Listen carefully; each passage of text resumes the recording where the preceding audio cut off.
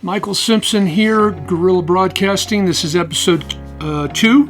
I want to talk today about the simulated live stream. Since we've had all this virus stuff, insanity going on, churches basically being shut down, we've had a lot of the bigger churches are getting into what is called a simulated live stream. It's not an actual live stream, but it looks like it. And really, to the uneducated viewer, they'll just maybe assume that it is live if you've been live streaming, or even if you haven't been. But the simulated live stream has the advantages of you can pre-record everything. If a cat walks across the table, which has been known to happen here, you can do the take again, and you can make everything look perfect. Sound, make the sound. If the sound doesn't come out right, you can do it again. But it's a simulated live broadcast.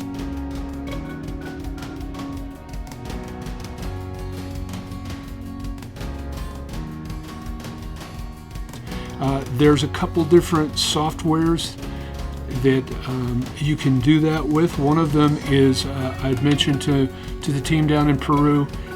It's OBS.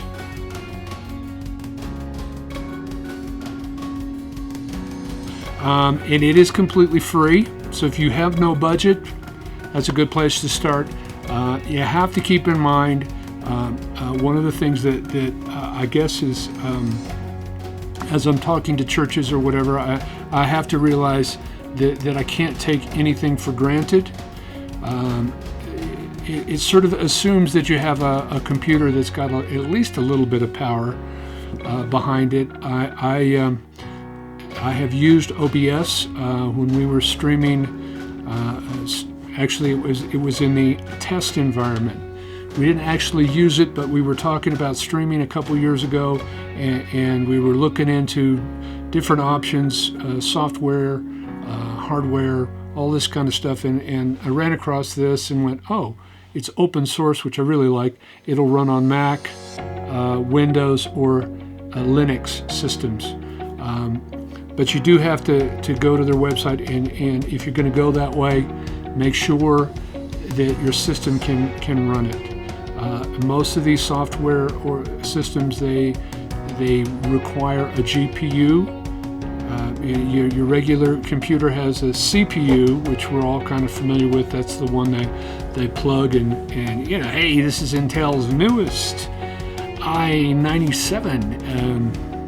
It goes 2 times faster than the i93 or whatever, but they don't really market the GPU. The GPU is a graphics processing unit, and that's exactly what it does. It takes the processing power of pictures off of the CPU, and it does it.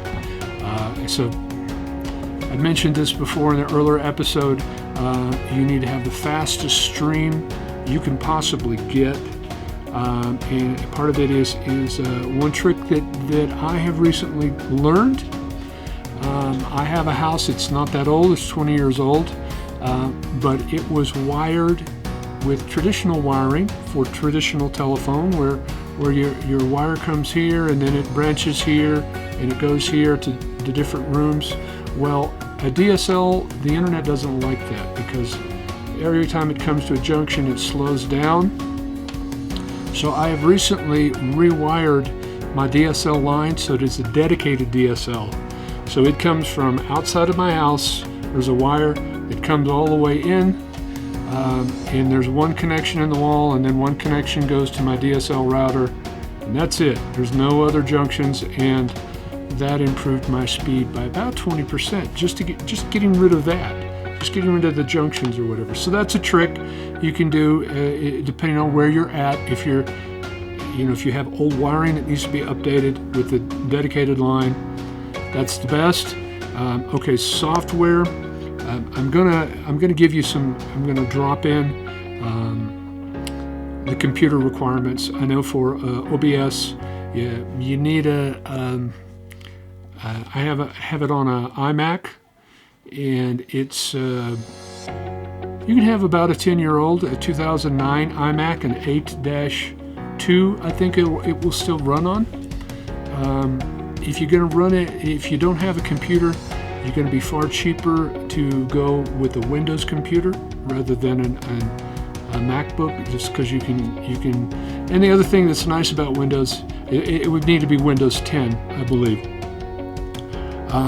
is that you can add graphics processing unit. You can build in them a lot, and Apple doesn't like you to do so much of that stuff, so they made it so it's really hard to do that. Okay, before I go any further, the software programs, I mentioned one of them is OBS. I always like to talk about things that I'm familiar with. I am familiar with it a little bit. It's kind of a basic program. The other program, I haven't used it, I'll be honest, and I don't get a licensing fee. I don't make a dime for any of the stuff I'm recommending, at least not yet.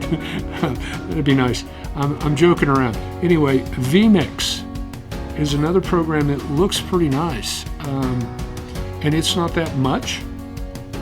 It will only work on a Windows system, Windows 10, and it starts at 60. They have a free version, which doesn't really do anything. You don't want that.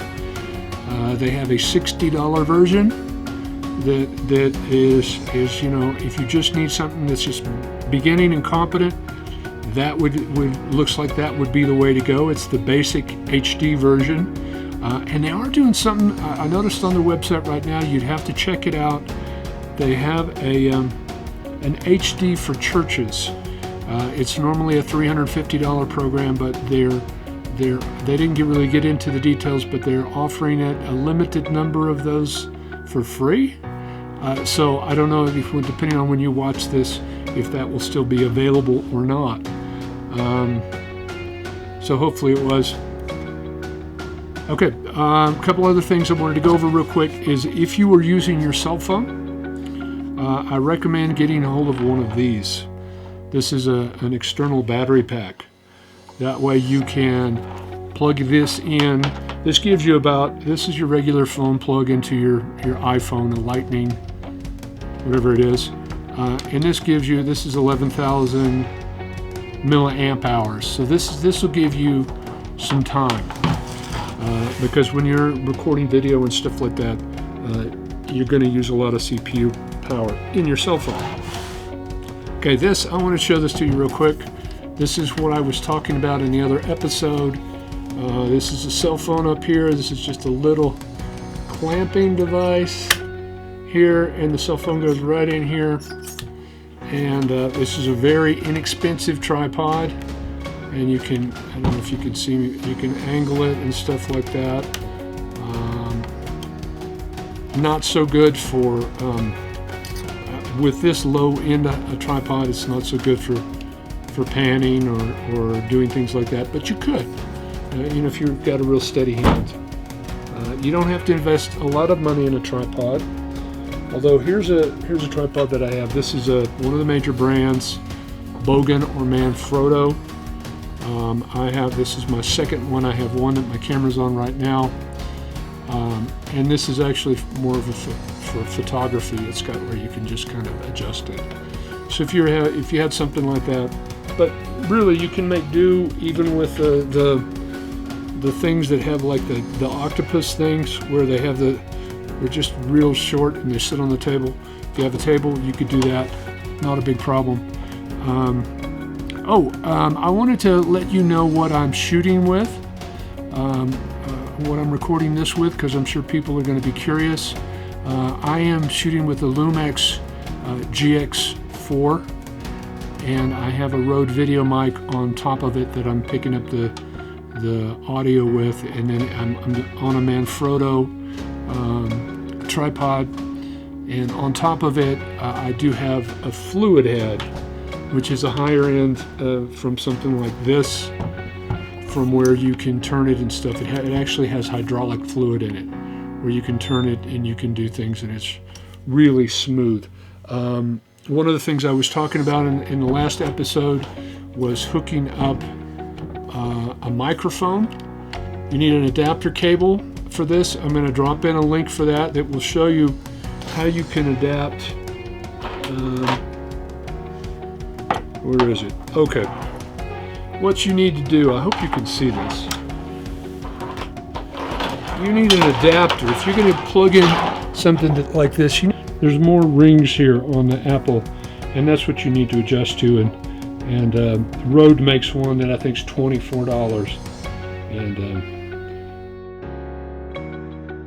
But anyway, thank you everybody. God bless. Have a good day. Be safe.